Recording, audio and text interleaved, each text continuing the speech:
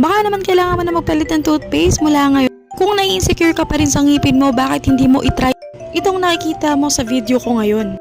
Malaking bagay ito dahil bilang ito ay isa sa mga pinaka-importanting hygiene. Bakit mo titipirin ang sarili mo for 129 pesos, diba? Tatlo na yan.